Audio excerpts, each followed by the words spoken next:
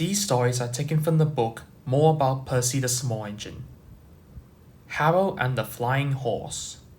Harold the helicopter is glad not to be a steam engine. He is much happier flying in the sky than racing along on road or rails. One sunny day, there is to be the vicar's annual garden fete. Percy was delivering deck chairs and decorations, tables and tea urns, and reminders. "Don't forget to come to the vicar's fete." "Thanks for the invitation," called Harold. "But duty calls," and he whirled away. Harold was landing in his airfield to get more fuel when he saw Pegasus, the cart horse that lives close by. Pegasus was ready to give rides to children. He had a shiny leather harness and a freshly painted cart. Harold was beginning to feel left out of the celebrations. He wished more than ever that he could help. Bertie the Buzz pulled in with some passengers. "Where are you going?" buzzed Harold. "To the vicar's fete, of course." "Everyone's going." "Everyone except me," replied Harold. "I'm on duty." "Yes, indeed," said Bertie kindly. "Being a rescue helicopter is important work." "But no one needs rescuing," sighed Harold. Then came the surprise. Harold's pilot received an urgent call from the Fat Controller. "Pegasus is stuck in a ditch. If he doesn't get to the vicar's fete, the children will be disappointed. You must rescue him at once." "All set and ready for action," reported Harold. "Pegasus?" wondered Percy. "That's a funny name for a horse." "It's the name of a flying horse in a very old story," explained the Fat Controller. "Flying horse?" exclaimed Percy. "Horses can't fly." Harold flew to the rescue as fast as he could. "What happened?" he asked. "Trevor the traction engine is there. I was taking Pegasus to the fete until he wandered off into a ditch, silly horse. Now he's stuck. If you can't take him, I can take the cart." "I'll put Pegasus in my sled." "We need to hurry," said Trevor. "The fete is about to begin." Soon Harold's pilot had fitted Harold's sling under Pegasus. Then Harold lifted him gently into the air and carefully carried him across the fields. When Percy saw Pegasus flying through the sky, he was amazed. "Well, flatten my funnel, so horses can fly after all." The children cheered for Harold. He had saved the day. Soon Pegasus was hitched up to the cart.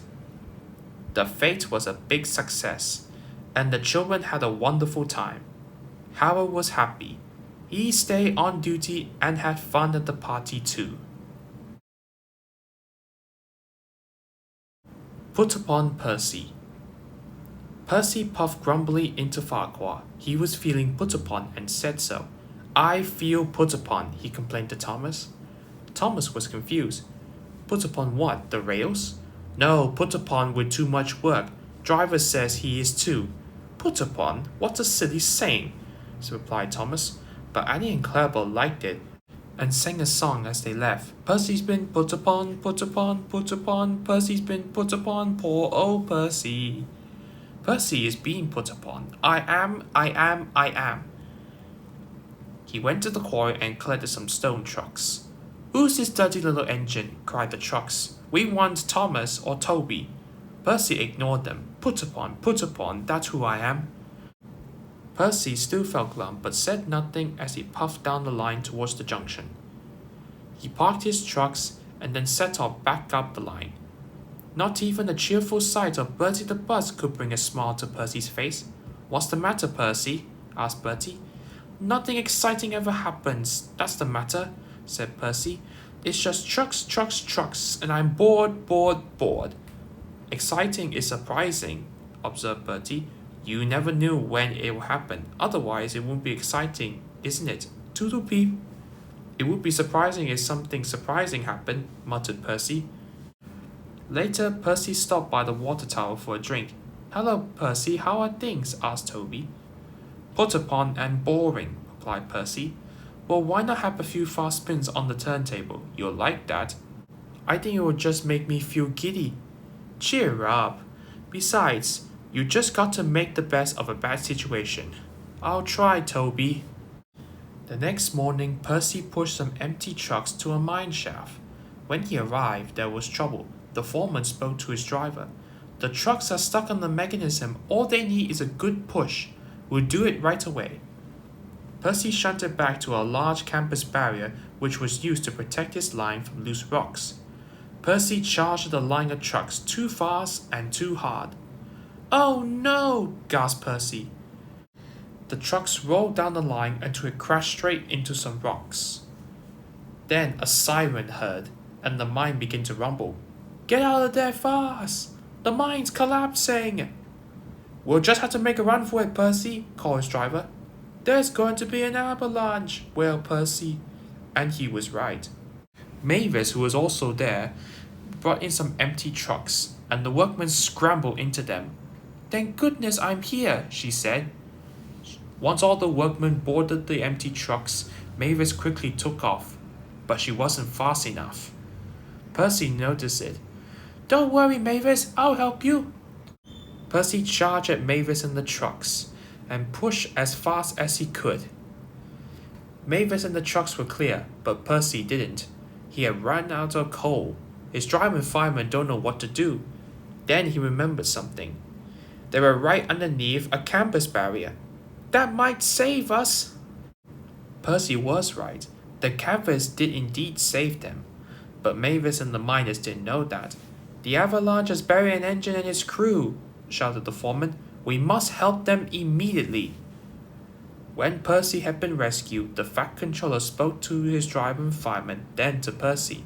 "Driver told me how brave you were, Percy. As a reward, you will be repainted at the works." "Oh, thank you, sir." When Percy returned, his coat glistened in the sun. "I'm sorry we teased you, Percy," said Thomas. "You were certainly put upon by that avalanche." "Yes, indeed, but just look at my new coat of paint. Now, I don't mind that being put upon me." Percy and the Haunted Mine. In the summertime, the branch line station masters enjoy a friendly competition for the most beautiful station. One evening, the Fat Controller came to the sheds. "Percy, I want you to collect some flower bushes for Lower Tidmouth Station. They are at Maythwaite." "Maythwaite? Yes, sir," Percy said nervously. Percy chuffed anxiously through the thickening fog. He doesn't like traveling to Maythwaite at night.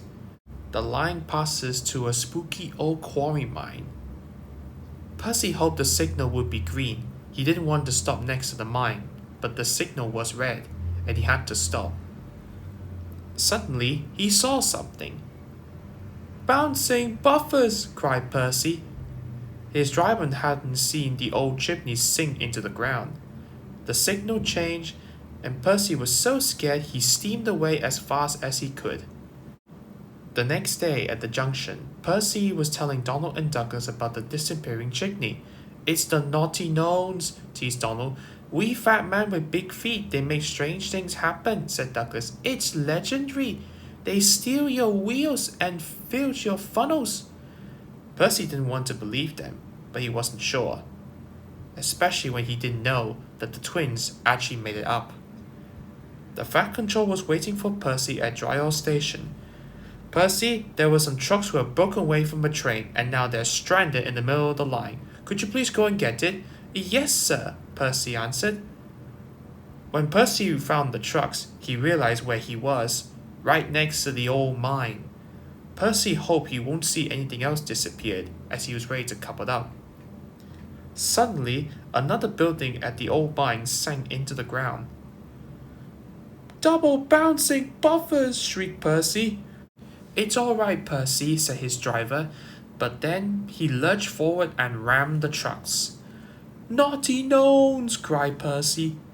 He steamed away faster than before, all the way back to Dryall. Percy's driver told the Fat Controller what he had seen.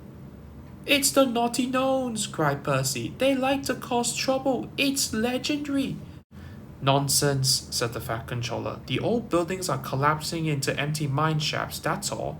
"But I saw the gnomes," protested Percy. "Of course you did. They're garden gnomes. Garden gnomes? To decorate trial, the Fat Controller said. They're not scary. Garden gnomes bring good luck, and he ordered Percy to return immediately and get them. He waited for something spooky to happen when he returned, but it didn't. And the Fat Controller was right. The garden gnomes weren't scary at all.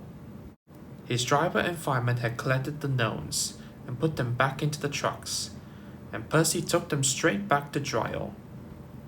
Later that week, the station master thanked Percy. We wouldn't have won our competition without your garden gnomes. Percy was very proud. You were right, sir. Garden gnomes can be lucky after all. Happy ever after. Percy was taking some trucks to the harbour. Terence the tractor was working in a field close to the line. Hello, Percy. Nice day for it, isn't it? Percy was confused. Nice day for what? Mrs. Kindly's daughter is getting married today. Oh, yes, of course, said Percy. But when Percy saw Mrs. Kindly, she was standing by her gate waving a red flag. What's the matter? Asked the driver. I forgot about the good luck package for the bride. Percy was puzzled. What's a good luck package? It must contain something old, something new, something borrowed, and something blue. Can you help, please? Percy didn't know how, but his driver was determined. We'll certainly try. When Percy arrived at the harbour, he looked all around. Hello, Toby. I got a find good luck package. Do you know what it is? Oh, yes, indeed. Something old, something new, something borrowed, and something blue, Percy cut in. But where do we find them? Toby smiled. They're probably staring you in your smoke box. Now I had to fetch my special train and taking guests to the wedding. Suddenly, Percy saw a truck. It was loaded with a new set of shiny buffers. Look, there's something new. You're quite right, Percy, said his driver. Those buffers are just a ticket. I'll speak to the foreman. He returned shortly. Foreman says we can use them and borrow the truck as well. So that's two things we found. Something borrowed and something new. But what about the other things? I'm sure we can find them too. Now we best be on our way. Soon they reached Tidmouth Halt. As Percy was shunting more trucks into a siding, he heard a voice. Hello, Percy. There was old Slowcoach, who he and Thomas had rescued her from scrap. You're it, squeaked Percy. I'm what it, said the coach. There's something old for the wedding. And then Percy explained. Now we had to find something blue, but what and where? You'll see, said his driver. Percy's unusual train was on his way. At last they reached the village where the wedding was to take place. Ahead was an old engine shed. What do you think of this, Percy? Laughed his driver. Well, bust my boiler. Thomas, what are you doing here? I'm the something blue, replied Thomas. Now, Percy, said his driver, I just got on the phone with Mrs. Kindly. She has chosen you to be her special guest. When the bride and groom left the church for the party, the Fat Controller addressed everyone. Ladies and gentlemen, may I present the good luck package. Something old, something new, something borrowed, something blue. All found by Percy and his crew. The engines whistled and everyone cheered. Thank you, Thomas. And thank you, Percy, said the bride. It's the best good luck package ever. And she kissed Percy.